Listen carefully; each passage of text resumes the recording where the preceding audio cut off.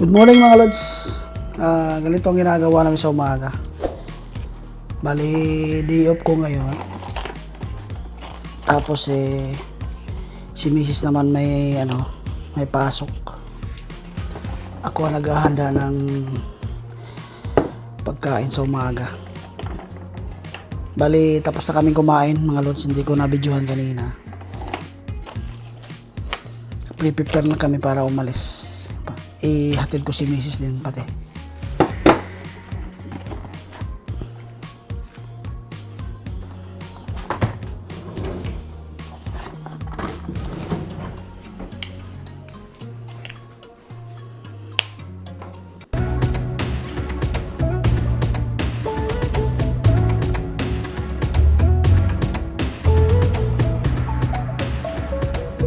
Hindi pa kasi tapos si Mrs. Inaantay ko muna matapos siya na mag-ayos. Saka kami aalis. Habang naghihintay, nanonood muna ng YouTube ni Rice Velasquez dito sa may Montreal. Ayan, shout out sa iyo, idol Rice Velasquez. Ayan.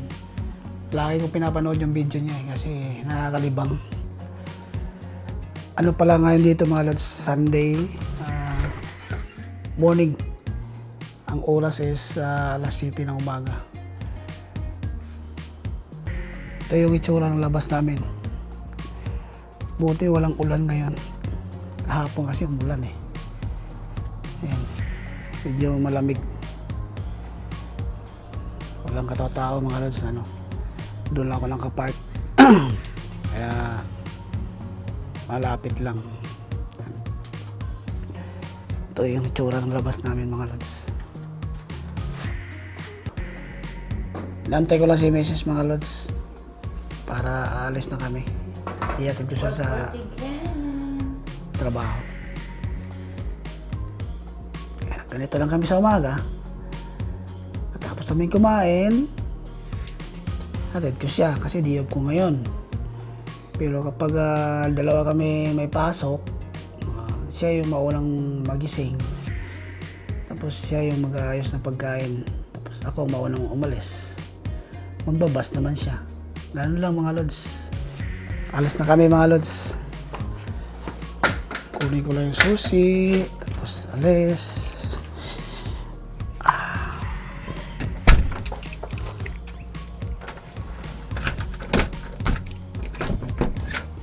Ayan. Ganda ng umaga ngayon dito. Walang ulan. Malamig.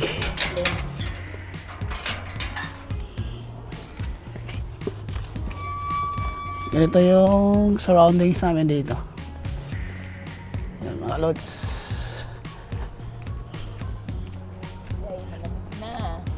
Kaya nga pero naka-t-shirt lang ako. Yan, dito lang kami nakapark.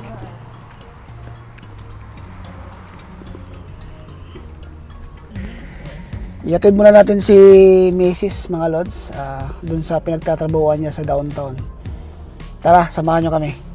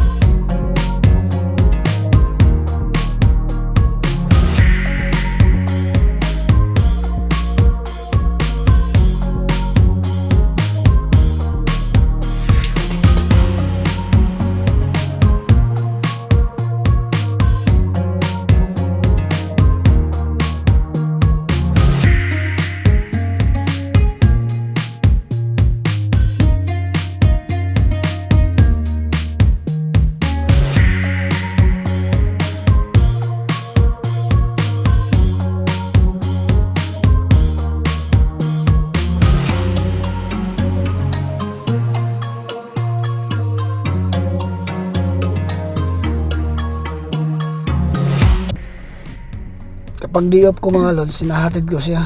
Pero kapag may pasok ako, nagbabas lang si Mrs. So, mga ilang sakay ka papunta sa trabaho mo? Pag ikaw lang sa umaga. Galing sa bahay, magkanakot ng 8 minutes. Oo. Tapos, mag-bus, papuntang Skytrain. Oo. Ano din, mga 10 minutes. 10 minutes. Sakay ng Skytrain, papunta ng downtown, mga 20 minutes. Ilang sakay? Dalawa lang. Dalawang sakay simula sa bahay, no? Yun, ganun lang mga lods. Kasi nasa ano lang kami, Fraser Street. First time. 15 minutes away to downtown. Doon kasi siya nagtatrabaho sa hotel. Mamaya pakita ko sa inyo kung ano yung tsura ng hotel. Ayun, ang kanadilan mo sa'yo.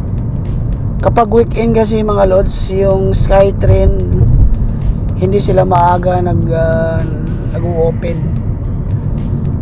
Ngayon Sunday, pagkakalam namin, alas 7 yata yung Skytrain na magbubukas. Yung unang biyahe, kumbaga.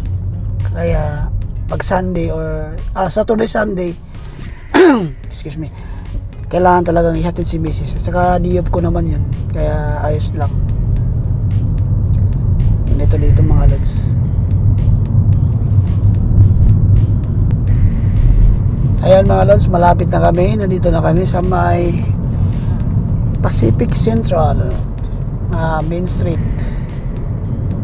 Yan, diretso na to papuntang downtown. Sunday, walang traffic. Pag Sunday dito, ganito ang kalsada. Walang katao-tao, kumbaga hindi siya traffic.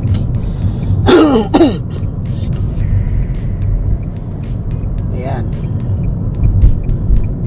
Ito na yung papasok sa downtown.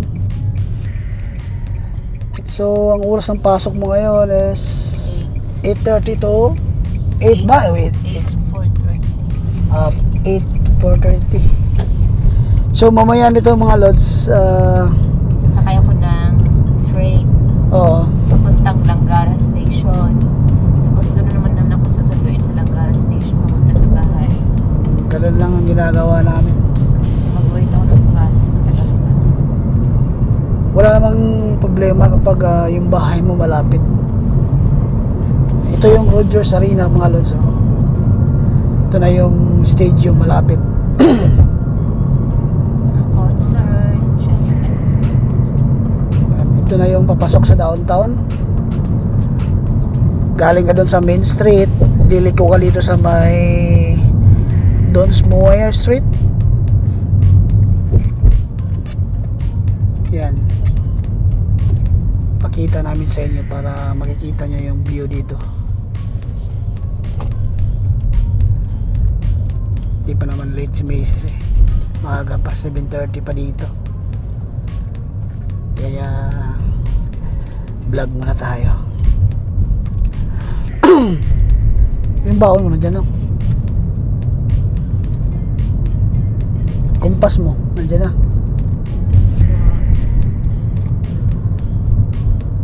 Yan. Ito na yung downtown, pinaka downtown mga lods. Yun nga, sabi ko hindi masyadong matraffic kasi Sunday ngayon. Pero pag regular days, gitgitan dito. Ibig sabihin traffic. Hindi naman sa gitgitan kasi hindi naman ang mga tao dito disiplinado naman. Kaya hindi sa gitgitan. Yan, stop muna tayo. Habang inaantay yung stoplight na matapos. Malapit na tayo mga lods. Diyan lang sa may Hornby Street, yung hotel na pinagtatrabuhan ni Mrs. Maliit lang siya ng hotel. Maliit lang siya na hotel pero Executive. magandang bigayan.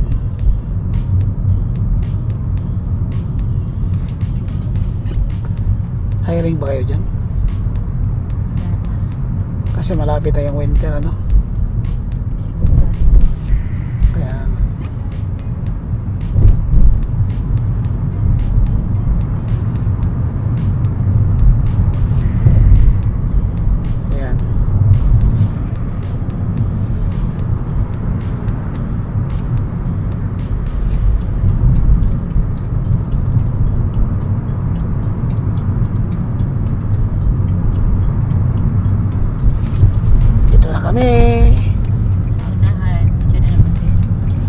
Bali, World Station Skytrain. dito lang sa bandang likod ko siya hinahatid mga lods.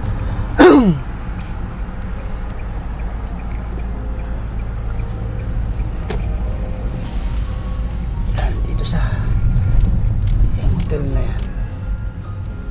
Mhm. Oh, dito ka na lang. Bye-bye. Oh, sige, sige mamaya. Kiss mo na. Ayun. Okay, ingat.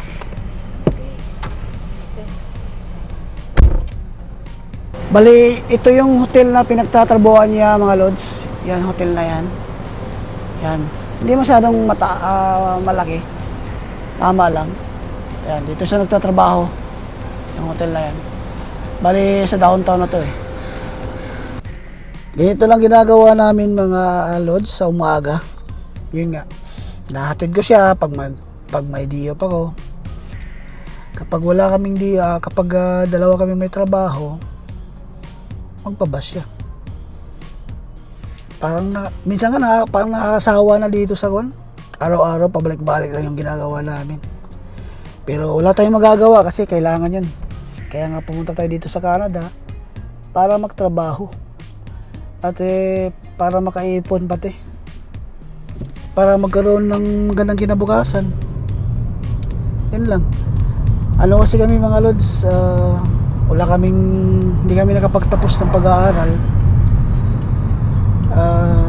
Naswertihan lang yung pag-apply ko sa Canada, napili ako. Yun, nandito na ako ngayon at PR kami. Yun ang magandang nangyari sa amin. Kaya malaking pasasalamat. Tsaga lang talaga, tapos determinasyon sa sarili para makuha mo yung pinapangarap mo. Ganun lang ginawa ko dito mga lods. Tapos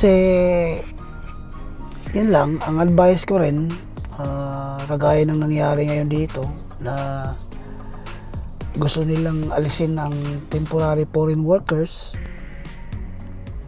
Antay-antay lang muna, baka the following year magbago ulit yung rules nila, saka ulit mag-apply. Kumbaga pahinga lang muna, magmamasin muna kung mayroong mga pagbabago. For sure yan, mayroong pagbabago kasi ang rules ng Canada pabago-bago eh. Ngayon lang sila naghihigpit siguro dahil nga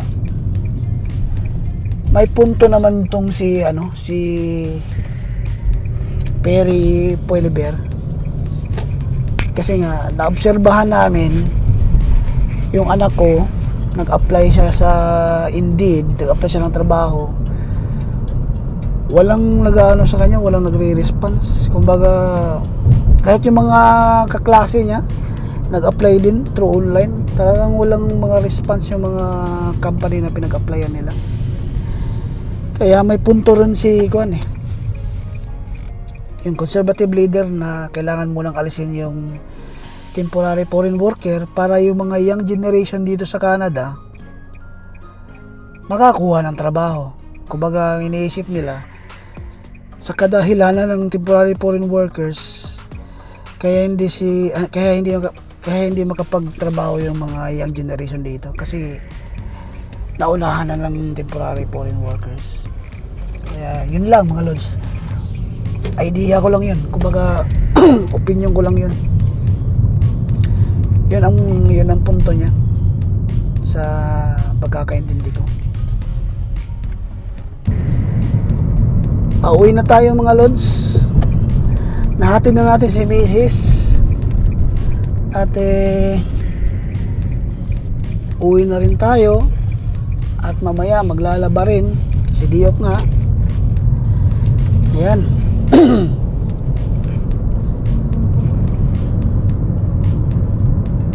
Uwi na rin sa bahay. Nandito na ako sa bahay mga lods, karating ko lang. Yan. Diyan kami nakatira. Yung bahay na yun. Tapos karahin natin si Macy's at nandito na rin ako sa bahay. So ang gagawin ko mamaya, pahinga muna ako. Tapos ang gagawin ko mamaya, maglalaba naman. Mamaya pa tanghali.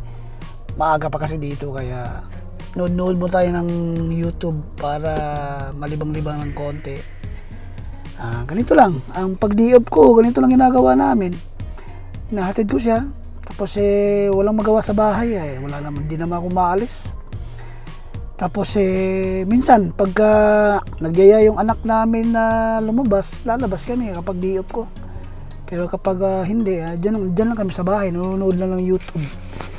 Yun lang ang buhay dito sa Canada, mga lods. Kaya ano lang, focus ka lang kung anong tawag dito. Kung ano yung pinapangarap mo sa buhay. Siyempre, nandito na tayo sa Canada, permanent residence. Gagawin na lang natin is focus sa trabaho, focus sa pamilya, tsaka pag-ipon. Kapag may may ipon na, tsaka ulit gagawa ng pangalawang second step kung anong yung plano sa kung talagang magbi-business o ano.